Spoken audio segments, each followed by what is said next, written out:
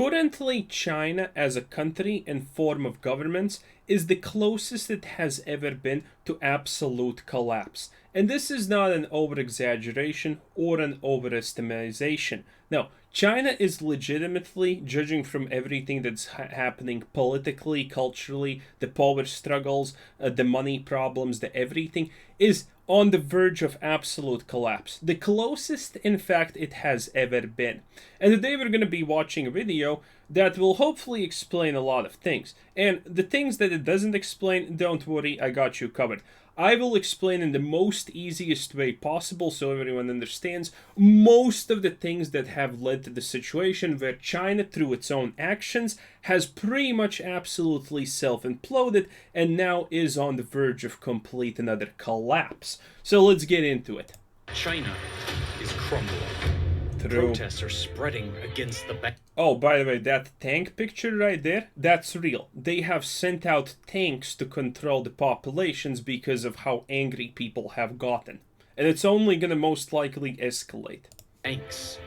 People are getting sick of the government's incompetence. The CCP is so afraid that it has brought out tanks to maintain stability. Yes, exactly, as I said. They have legitimately no... In the normal country, it would be maybe riot police. In China, currently, it's tanks. If that does not show how drastic the situation is currently and may even get worse, then I don't know what honestly will. 2022 is not being kind to the Chinese economy. We are just halfway through the year, but the Chinese economy is already burning and crashing on various levels.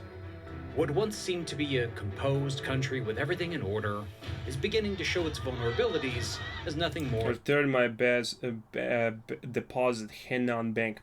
So, there are currently a couple of things happening in China, and most of it stems from the problems that happened with Evergrande.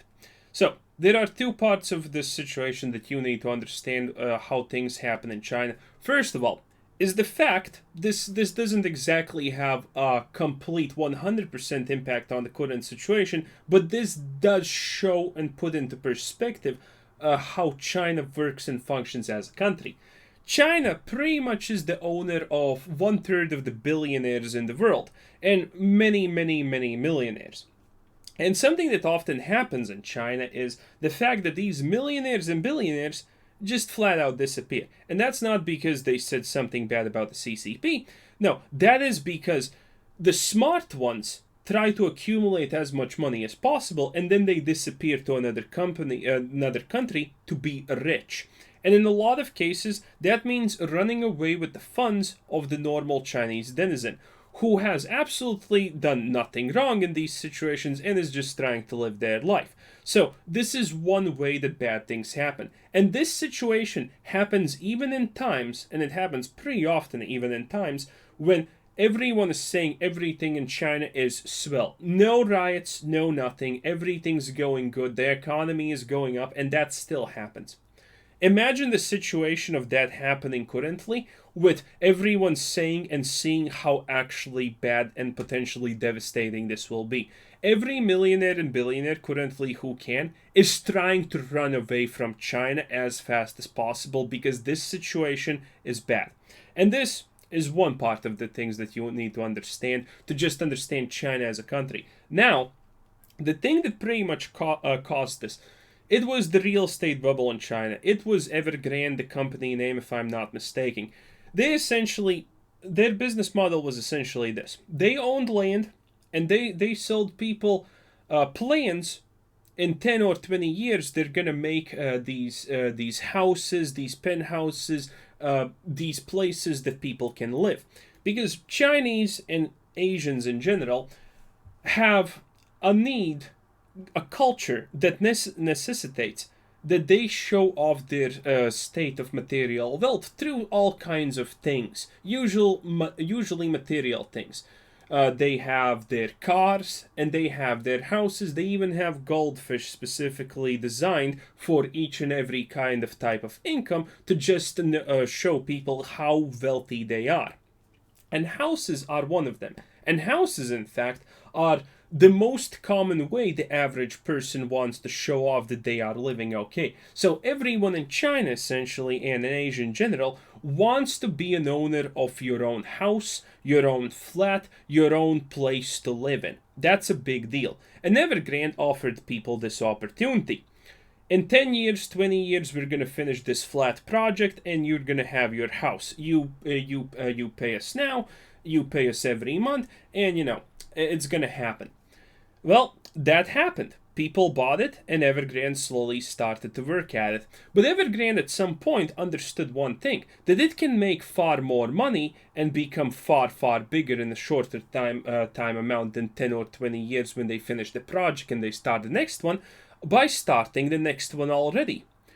So they took the money that was supposed to be used to build the houses, and they bought new land with that. And they sold that new land to potential new house buyers and so on. So when they did this again. And they did it as long as they could, as long as people did not buy any more housing projects. That's what they did. And this creates a couple of situations. One, obviously this looks like a pyramid scheme because it technically kind of is to a degree. But two, the thing is, the Chinese banks, for whatever dumb reason, allowed these people who took out loans to cover this loan with a non-existential house.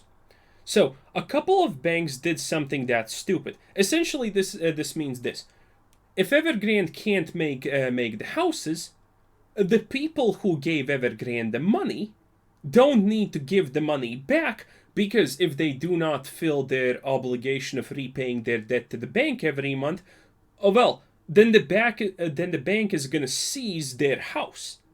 But the problem is the house is not built. The house doesn't exist. There's literally nothing to seize. And this is a huge problem, as you can see. So obviously the money has went somewhere. And if I'm not mistaken, it was someone involved with the banking section or Evergrande who ran away, as I said at the very start, with a couple of billion. Or it was like 500 million. Anyway, he ran away with so much money that all of these people are absolutely screwed. The banks are screwed, the people who bought the houses are screwed, Evergrande is screwed. And this is the part that actually made this. Because one, Evergrande could not do a business model like this because it's illegal in 99.9% of the countries. And banks can't take away something that you don't own and it doesn't exist. But they did it anyway because they thought it's all going to be fine because it's Evergrande. So you have created a huge problem. And on the other side of the coin that no one actually is talking about, there are houses, because again, houses are a super important thing in places like China and Asia in general. So a lot of other companies in the big years, the years that everything was fine, also tried to use this opportunity, and they made houses. They took loans out of banks to make houses. And you know what these idiots did? They actually made the houses. And now no one's buying the houses. And they can't pay back the banks because no one's buying the houses. Yes, this is essentially the problem that has arisen in China. More than a crumbling house of cards. A nation built on pillars of sand. By the way, that's Xi Jinping. You should probably know his face. Xi Jinping is the current, well, not fascistic dictator, we would say, but communist dictator, fully in power in China. He's the big cheese. What he says goes. Nation built on pillars of sand. Initial GDP growth projections for the nation have been revised to 4.3% in 2022. It has been going down for, I don't know, like 5 years or so. I may be wrong at this, but GDP growth going down doesn't necessarily mean that the economic is collapsing or anything usually, but it's not a good thing because you want GDP to always go up because that means you're making more things, you're making more money, and so on. GDP alone in finances is not the end-all be-all number. GDP is kind of like meh in a lot of cases. It's just significant to understand, is a country doing well in the economy or bad. So a downwards trend is not exactly bad for a year or two. Well, it is, but not necessarily devastating. But if I remember correctly, China's GDP has been going down for more than 2 years. In fact, almost 1% less than the last projections from December. The question becomes, as the world's second largest economy, the largest by some measures, starts tumbling down, what does that mean for the rest of the world? Or better yet, in what is already a trying year for the markets, what does China's economic collapse mean for you and your financial interests? you may think nothing, but you need to understand that China loves putting money in every country it can. It wants to leverage its power in absolutely every country. There does not exist such a thing as a country that is not influenced by China's money. In America, for example, China is literally sponsoring certain types of research, certain types of activities, certain types of things, and all of them do one of two things. Either they're doing it because they think it will destabilize the country and make it weaker, or or they're doing that because it will grant them influence over a country. Let's answer all that in today's video, which is sponsored by Masterworks. More on them later. This is the video I made a few months ago, detailing just how bad China's economic situation was then. I highly recommend you check it out to get a comprehensive picture, but here's a quick recap on the matter. Multiple pillars of China's economy are all crumbling at the same time, and this is having an exhausting effect on the economy. Keep in mind, every country has more or less its economic pillars. For example, about Ukraine, you have probably heard that, it's the breadbasket of Europe, as a lot of people nowadays say. So, that's a pillar of their economy, right? So, if a single pillar of your country's economy is collapsing or not doing well, that already has an effect. But the fact that multiple pillars are potentially crumbling in China, that is devastating even to hear. With GDP projections continually shrinking and severe Is this China's growth of domestic product from... Is this China? Statistics Bureau? Yep, China. Let's see. This is the current year. That year, because, yeah, GDP does go up because of those things. I can't mention it because of risk of demonetization, but it's the year of the plague. Then it goes down when everything starts. It goes up because people are starting to reinvest their money in other forms, and maybe those forms are actually more expensive. And, oh my god, it has been actually going down for, wow, 10 years. I thought it's like 5 years or something. Oh.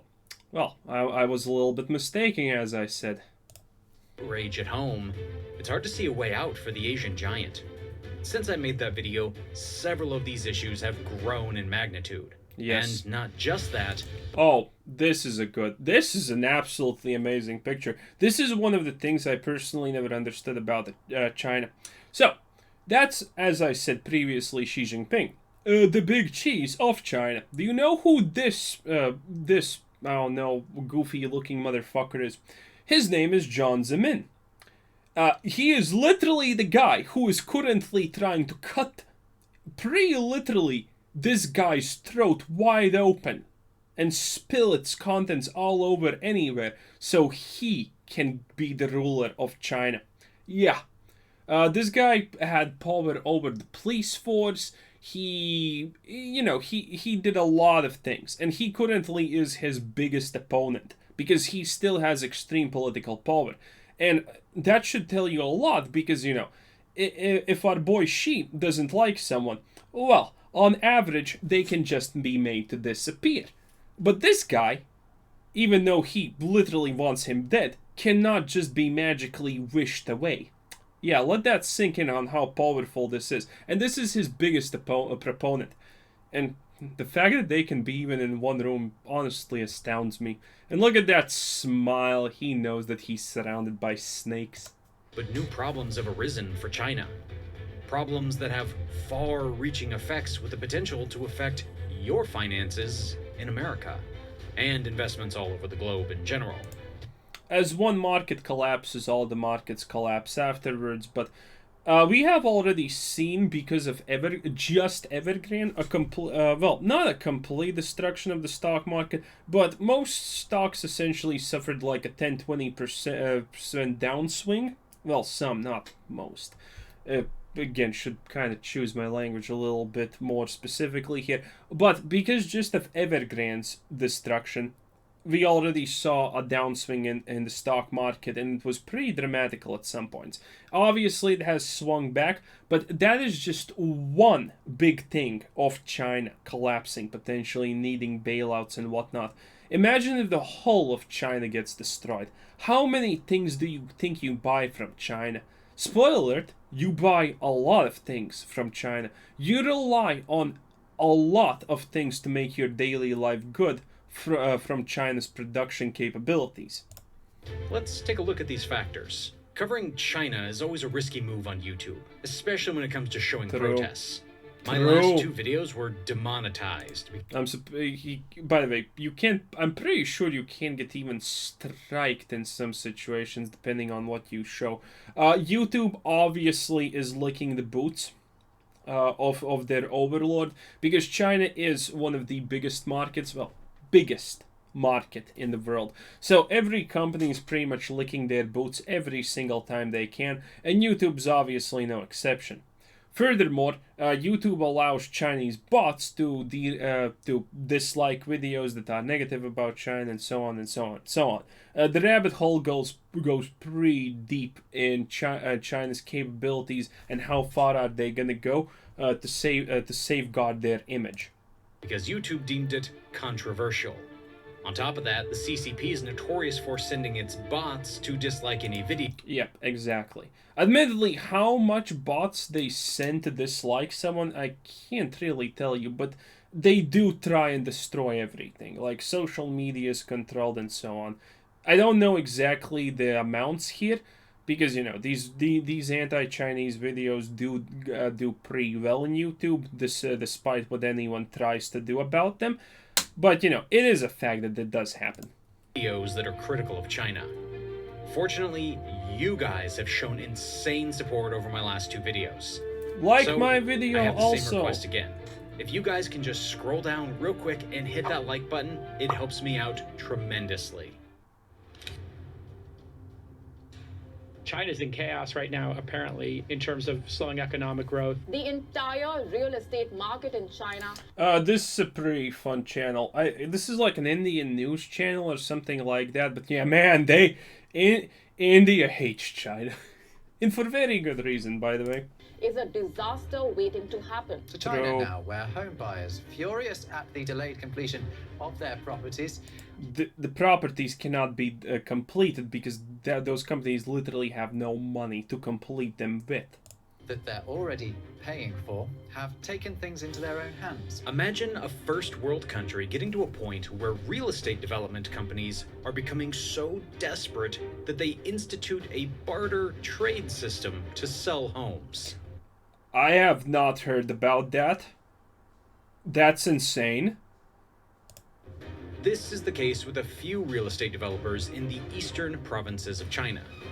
To stimulate sales of properties in the face of what is predicted to be a 25% decline in property sales, the developer 25% may not seem that much, but you need to understand how businesses work in general. If a business makes, like, I don't know, 10 million in profit, they are probably reinvesting like 9.5 million of that profit into the company back again. And their expectations for things to happen most likely are not minus 25%. So essentially, if their profits shrink because none of their own actions, because of the government action or instability, 25% may mean that the company doesn't fully collapse, but that these companies need to let go of a lot of people, they need to do a lot of drastic things to stay afloat, because budgets simply do not work like that. You can't suddenly just make 25% less money and survive situations like this. And it can be especially volatile for things like real estate because, values and so on. If real estate value goes down, it doesn't necessarily mean it's going to be up back in a year or two. So there are a lot of things. It's a really complicated subject to a degree. Are now accepting payments in watermelon, garlic, and sometimes even peaches. I have heard about peaches being used as form of currency previously. Garlic, everyone should know that that garlic has been used as a form of currency. But watermelon? What the hell, cha? Watermelon is the worst bartering system ever. Like, you know how fast you need to get rid of that watermelon? Garlic is almost forever. Watermelon? Not even close. What are you doing? Yeah, you heard me right. Down payments for apartments and houses can now be made with produce. Yeah, but that's This, wild. if nothing else, summarizes the desperation that is China's economic situation. You see, China's real estate market is in a slump that was kicked off last year by Evergrande's debt default. Yup. A default pretty much means that, well, we don't have money. Sucks to be you. Can't pay shit. Well, it is what it is. Also, we're gonna take everything that exists. Haha. Yeah, defaulting is not good. Some people say that by the way, this is specifically about a country doing defaulting. A country defaulting, if you're an economy, or if you understand economy, or if you're another country, yeah, you usually see that a mile away. So, defaulting on your debt is not like the Russia, for example, did it. Every company understood that Russia is gonna default on its debt most likely because reasons, obviously. So, everyone got out as fast as they could. By the way, Russia's economy, I know there are people that say it's not in shambles, but it's literally in shambles. They cannot sustain it. And that's going to probably be a video at some point, because it's going to get crazy. Over-indebted developers have since been reined in through the red line policies, which have tightened. The 3 red lines. Liability to asset ratio of less than 70%, excluding advanced receipts. Neo gearing ratio of less than 100%. Oh, net. Neo, lol. Cash to short-term debt ratio of more than 1x. I actually don't know what this means, but this is annual debt growth permit. But this is essentially some kind of system that China has implemented, it seems like, to not allow companies just to borrow. Because when banks usually loan out their money, honestly, extremely willy-nilly to institutions that seem big, that seem that they will never collapse. Maybe a bank is not willing to give you money as a private individual because you suck, but a big multi-billion, million-dollar company, yeah, sure, we're gonna lend you a little bit, or a lot even. And leverage requirements, but this hasn't really solved the entire problem. Since Evergrande, you can't solve a problem by cutting it off. The problem will continue to persist. And other property developers, including Shenmao and Sunac China Holdings, have also missed debt repayment deadlines. This bad. sign of overbearing debt is now threatening to topple down the industry, which is responsible for almost 30% of China's house prices. Investments, public-private, industrial production, blah, blah, blah. Oh, that's okay. China's decline in numbers. Q means quarter, by the way. And billion new credit loans. Okay. entire GDP. Doesn't say a lot, by the way. It's just interesting to see what kind of... If you see something like this, it's always bullshit, by the way, because these numbers alone don't exactly mean that much, unless you're an economist who's specifically looking at China at that period of time and judging is a trend gonna go up or down or whatever the hell is gonna happen. Ugh, imagine that. To shore up the sector, regulators recently reduced the loan market quoted rate. In addition, local governments have been advised to implement their real estate policies according to their needs. I'm pretty sure they do that in China a lot. A lot of regions are allowed to govern as they see fit, as long as that does not go against the wishes of the party or do anything extreme like that. For example, some local governments, such as Shanghai, have reduced purchase restrictions on homebuyers. Both Tier 1 cities, such as Beijing and Shanghai, and Tier 2 cities, such as Suzhou and Zhengzhou, have lowered mortgage rates. Okay. These local government policies have frequently been used to boost or dampen real estate activity. Although these measures will ease some major indicators, such as property sales and prices, these rules do not necessarily resolve the issues faced by over-indebted developers. One of the reasons why this could be a problem in some situations is pretty simple. Imagine if everyone buys a house. Well, most likely not everyone has money to buy a house. So they are going to take a loan. A loan is a risky thing by itself, honestly. But if these people take out loans to buy houses, that means that they need to repay that loan. If they need to repay that loan, well, they're going to probably spend less on other things. While the housing market is booming because everyone just bought a house and is taking up loans, other markets get absolutely decimated because if you are repaying a debt every month, that means that you're most likely not spending on certain other activities. And if there's a huge mass of people who are doing the exact same thing, that may mean that you are potentially destroying your economy. So that is why it is good when the government steps in some situations and makes it so people don't want to buy houses, or in some situations that people do want to buy houses. It's essentially, if done correctly, that is extremely good economic stimulus. But the problem is that, well, it's not exactly often you hear that countries are very, well, that it works out for countries who try to do it. They're just throwing buckets of water onto a wildfire. Many developers are struggling to repay their debts amid COVID-19 lockdowns and dwindling demand. These measures also fail. Also, China's COVID lockdowns absolutely decimated the country as an existence. That's pretty much honestly almost a video of its own. To address the underlying issues behind excessive property development.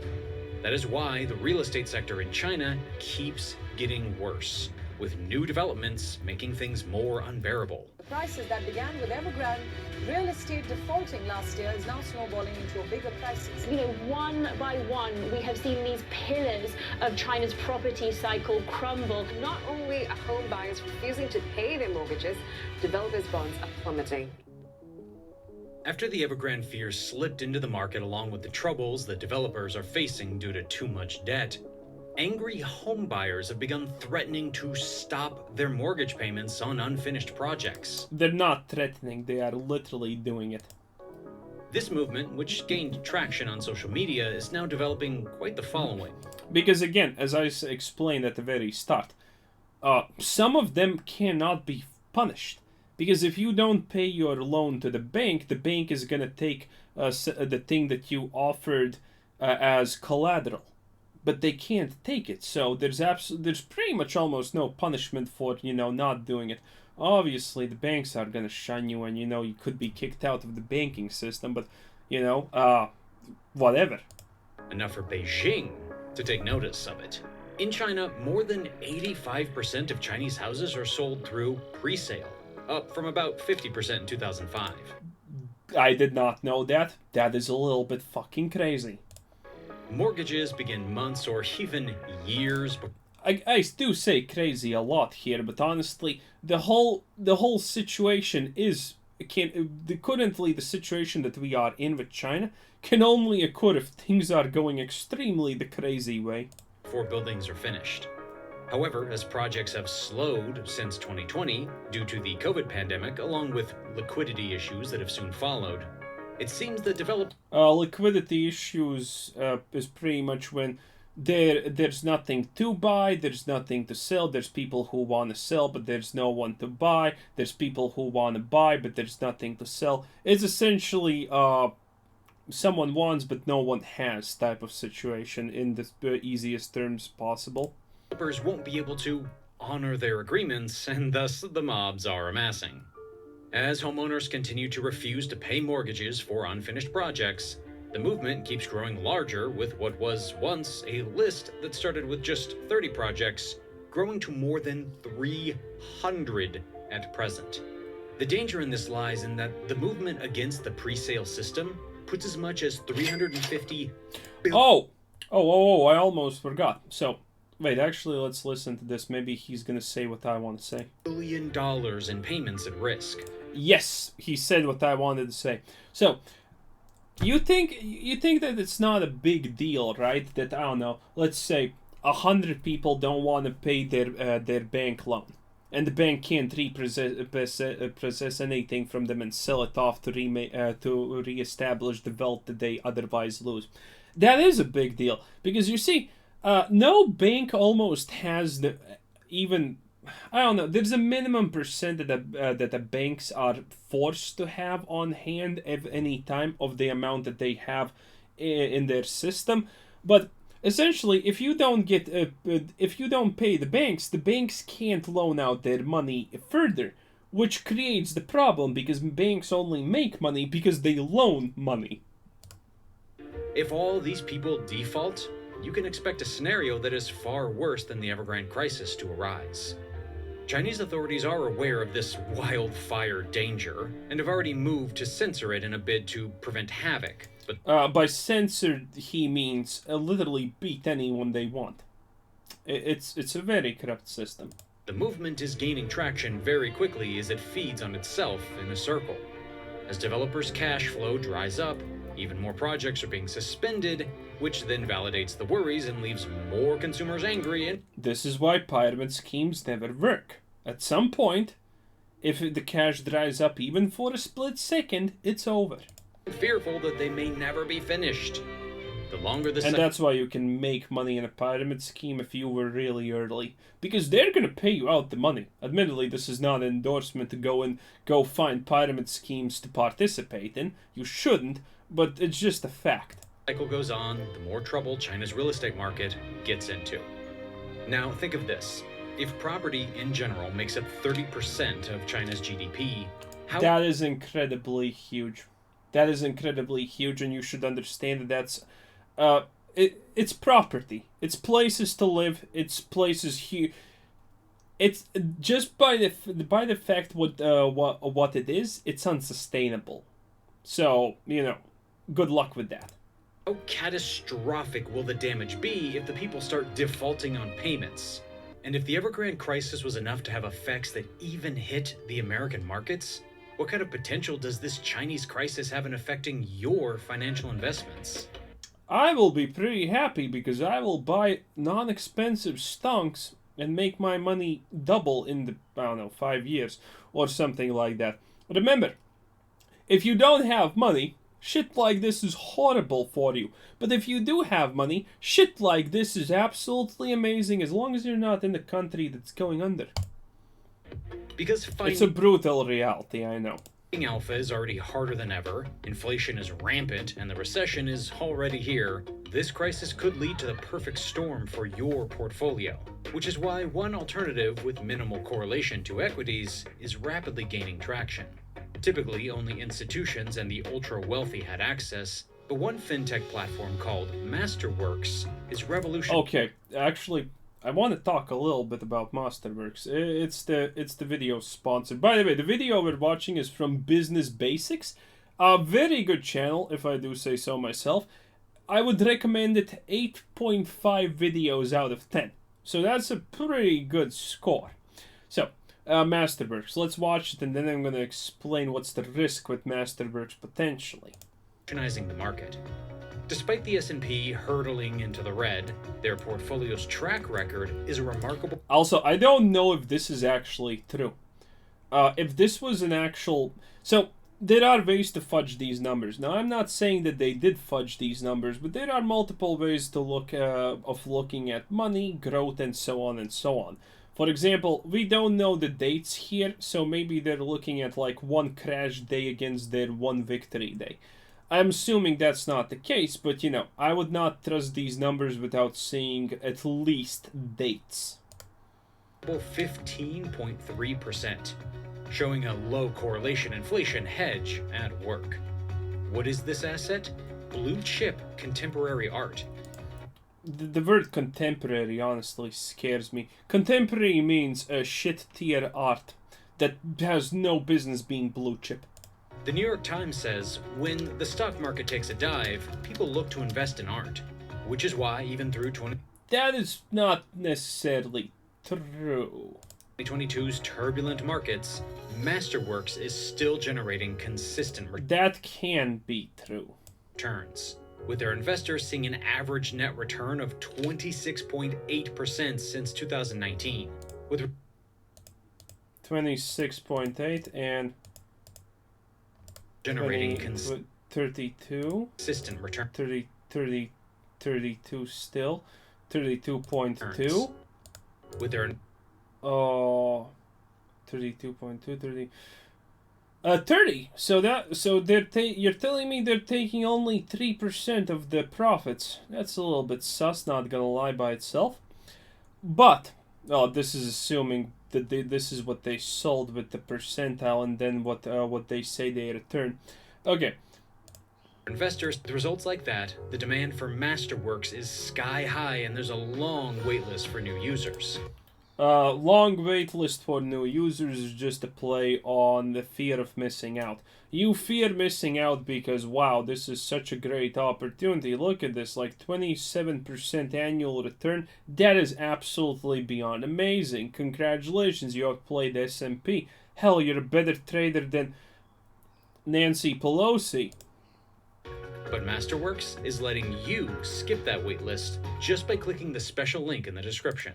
Yeah, the fact that there is a wait list for something like that is kind of bullshit a little bit. Admittedly, their idea is that you buy parts of a painting. So, yeah, considering there are limited parts of a painting that you can buy, not actual parts of a painting, you know, it is what it is. But the problem with Masterworks is the fact that these guys buy paintings. They legitimately buy paintings. What happens if that painting sells, crashes, or burns down or something like that? Then it is insured, sure.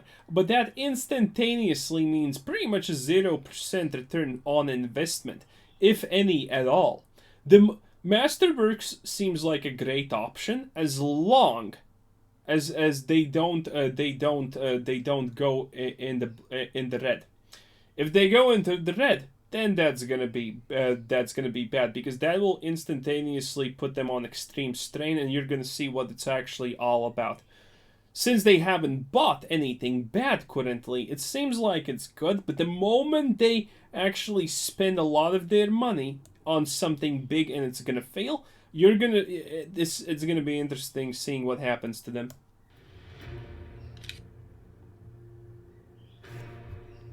You can China's hear my foreign policy parrot. has taken an aggressive turn this year. It says its military will not sit idly by if Washington's number 3 official visits the island. China is the bank, Africa is the customer, and Foreign Minister Wang Yi is the caller.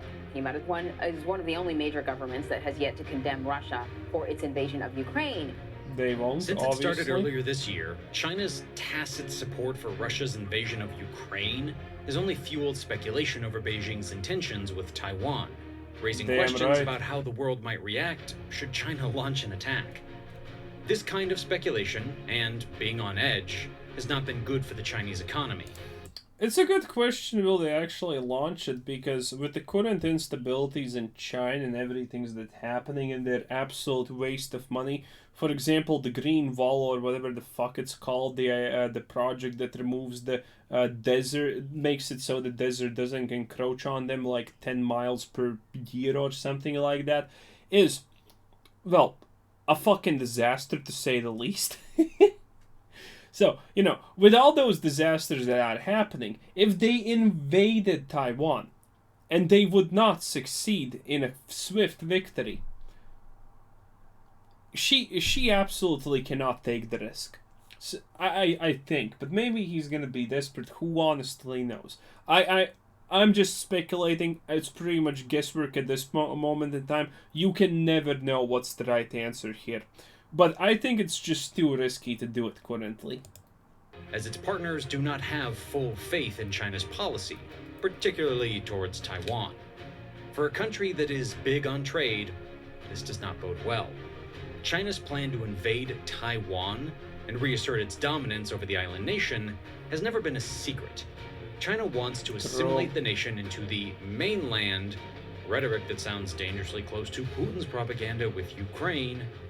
Even though a full invasion is yet to happen, there is a constant threat of its possibility. And this alone keeps not just Taiwan, but the rest of the world on its toes. This is a problem, because Taiwan has fostered relations with some of the biggest economies in the world. Not least among them is the United States. China's authoritarian turn under leader Xi Jinping and plummeting relations with Washington. I'm fucking sorry, but the authoritarian turn didn't just magically happen with Xi. It didn't just magically emerge out of Xi. It was kind of a fucking problem before Xi, but you know, whatever. Have pulled Taiwan closer to the arms of the USA. This has infuriated Beijing, spurring it to unleash war pressure on Taiwan and sending diplomatic relations on a downward spiral. This situation has become so dangerously delicate that the Quad Summit in Tokyo that was held at the end of May, United States President Joe Biden suggested that... Completely missed that. And by the way, rip our boy of Japan. Wow, we will miss you. Oh, great samurai warrior. Any attempt by China to invade Taiwan will result in American military action. Coming from the mouth of the leader of the free world, that is quite the threat. It serves to emphasize just how badly China's policy is antagonizing its trade partners, the effects of which reflect on China economically. The last time the US and China tussled under the Trump administration, there were a lot of economic restrictions and sanctions that heavily slowed down economic growth. True, but the problem is, the moment Biden got into office, he removed them. I think only a couple of weeks passed or something like that, and the economic sanctions off of China were, whoop, well, at least most of them. I'm sure he still had some restrictions, but those were minor. This is something that China simply can't afford right now. Given the fact that it's already in a precarious position, the US is not the only trade partner that China's foreign policy is antagonizing either. Other nations like the United Kingdom are also included there, hence increasing the list of potential retaliatory forces. At the G7 summit in Madrid, the UK's Foreign Secretary, Liz Truss, recently warned China, saying, I do think that with China extending its influence through economic coercion and building a capable military, there is a real risk that they draw the wrong idea, which results in a catastrophic miscalculation, such as... That sounds so strange. She's kind of implying that China did not have a military force prior, and considering China has always flaunted its military force, that's a strange statement to make. ...as invading Taiwan. And that is exactly what we saw in the case of Ukraine, a strategic miscalculation by Putin. Using Taiwan as an example, Truss argued that NATO needed to have a global perspective that included democracies outside of its membership. To protect the Pacific, she said, we need to anticipate dangers in the Indo-Pacific, working with friends like Japan and Australia. We must ensure... The water border thing with China is pretty funny, actually. Not a lot to say about that, but China pretty much lays claim almost to anything that, at least anything that involves the sea, by magical ancient maps where their borders have been drawn bigger than they currently are, that they magically constantly find. Yeah, that's pretty hilarious. Sure that democracies like Taiwan can defend themselves. We must ensure the self-defense of democracies like Taiwan.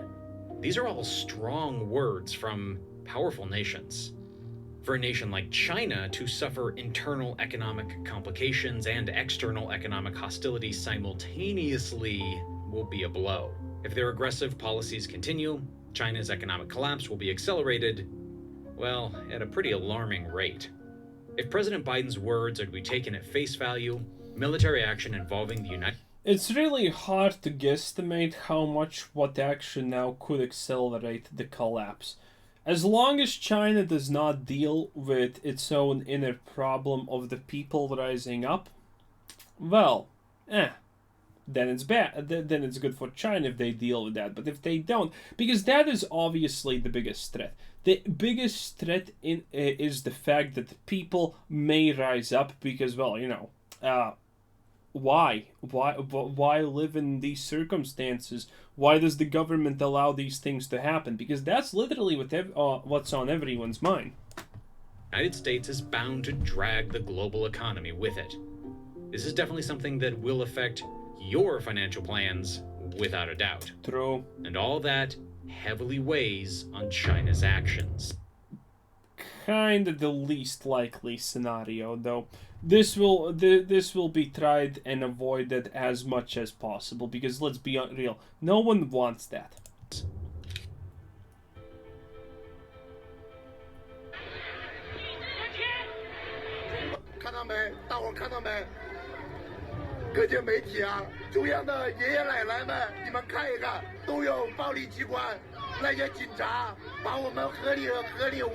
Violent agitators, that is a thing that the Chinese do.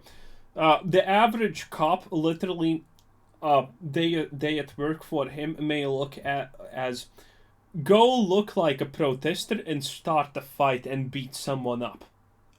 Absolutely crazy. It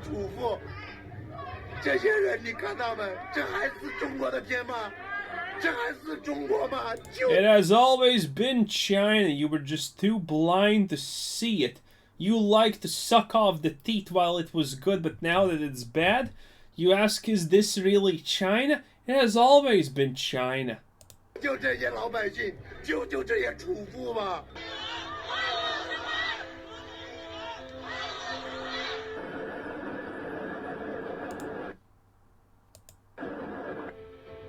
Adding fuel to the China economic fire are the small local banks in the Henan region of China. As I've already discussed extensively in my previous videos, Chinese banks are in a delicate position. Citizens are starting to lose trust in the banking infrastructure and the CCP's ability to protect them from a scam. Losing trust in the banks means one thing. People draw out money. And as I mentioned previously, if the banks actually don't have any money in them, or if too many people try to get their money back, that means that the bank can't give them the money. The moment people hear that the bank can't give them their money back, everyone starts a panic. By the way, spreading misinformation that the bank is gonna go under with the intent that people withdraw their money is illegal, and you will most certainly go to prison if you falsely spread information like that in almost every European country, as much as I remember. This is how much of a threat situations like that are. Damn. You see, China is unique in a sense that it has a lot of people. So even though a small percent of its population live in rural areas, it still amounts to hundreds of millions of people. Exactly. To serve these sectors of the population. Fun fact why China has the most millionaires and billionaires than anywhere else in the world. It's because in any country in Europe, if you're smart and you want to make a place that sells goods, and I'm not talking about online goods, but actually a place that sells, for example, food or whatnot, the first place that everyone smart usually tries to go for is the central bus station of the capital city, or the central train station of the capital city, because those places are gonna be guaranteed 100% successes. It is almost impossible to go down under if you open in a location like that in literally almost any country in the world. Because, simply put, those places funnel more people through it than anywhere else. Your biggest, most famous supermarket does not have even a shred of the people who will go through these bus locations or these train depots. That is where you can make the most money. And China, with its density of people, has that effect even in smaller non-cities but villages. You can make a shop and it will be most likely successful because there's just so many people constantly going past it. That is what makes that is what allows a lot of people to become successful. Because if in an average situation there's like 10 people see an item, in China it's 100 people see that item. So the effect is just exponentially more huge. You can sell a lot more pretty much useless shit in China a lot more easier because just simply put, more people will see it. That means more people will buy it just naturally. China has over 4,000 independent banks in rural areas. One of the big problems with having such a fragmented banking system is that these banks are highly susceptible to bankruptcy if anything goes wrong. Yep. In order to fight for survival, rural banks... Banking business models are pretty safe, but they're pretty safe if you do everything by the books and you act pretty safe. But being pretty safe is not going to net you the most return on investment. So, choose. Will try to skirt banking laws by accepting deposits online, by offering relatively high interest rates when compared to big banks. High rates worked, and bank deposits grew at an exponential rate. Obviously, the only 4% problem here is is that these banks were lying to their customers. Customers were led to believe that they were getting a 4% interest rate from a regular savings account. Not bad. Yeah, that's insane. The current interest rate is like not even 1%, by the way. At least in my situation. It's like 0 point something. I don't think it's even 0.2. But in reality, they were depositing their money in investment products. Big difference here is that money in savings accounts is safe and guaranteed by the CCP in case a bank goes down, while money in investment products carry risk and is in no way guaranteed by the CCP in the event of a bank run. On top of all this lying... bank runs are what I said bank runs are exactly what I said previously, when a lot of people just decide to withdraw their money from a bank. It's called a bank run, I think the correct term is. These 4 banks were not acting in accordance with how a bank should act. Wow, they were letting shocker. One of their investors have full access to depositors' money, and the investing company had complete reign over how to use that money. So the worst happened, and one of the chairmen of the investing company ran away. I told you, this is so common in China, it's insane. Even in good times this happens. Now that everything's bad, of course it's gonna happen even more. With $6 billion of depositors' money. 6 billion? Well, obviously that's a lot. Admittedly, that is Chinese currency. Is yuan the Japanese currency? What is the Chinese currency? I don't remember even the name. I honestly don't care. But that's still a lot of money. That is so much money that the government needs to bail them out, or they are functionally defunct. Depositors only caught on to this because when they went to withdraw their money, the banks would just give them the runaround. This seemed extremely fishy, so some depositors traveled across provinces to go to the bank's office, only to find out that their money wasn't there. This is when they organized their protests to bring attention to the incompetence of regulators. How can banking officials let banks get away with false advertising? How is there no oversight over how banks are used? Because most likely the person who found the oversight, and trust me, most likely it was found, got paid off by a fucking carton of cigarettes. Using depositors' funds. Where did our $6 billion go? As the protests picked up... It's not dollars. It can't be dollars. Steam, the risk of bank runs... If it is dollars, I will actually be beyond surprised. ...runs spread all over China. More news that is also coming out of this situation is that this might not be unique to these 4 banks. This could be the norm in most rural banks in China. When you couple this with the mortgage boycotts that we discussed earlier, China's banks are very close to a liquidity crisis. If trust I explained liquidity previously. Between the citizens and the banks is not restored soon, it could push China's financial sector down a dangerous spiral. I hope you guys found this news useful. If you disagree with YouTube... Again, the real most dangerous thing is the uprising of people, because it legitimately can happen. And that's the video. Business Basics, boys. Pretty good channel, But that's also it for me. I hope you enjoyed it. I hope you learned something, because fun on a bun. I absolutely love this type of stuff. Anyway, this was Citizen. Thanks for watching. Subscribe if you haven't already. Have a nice day. Bye-bye.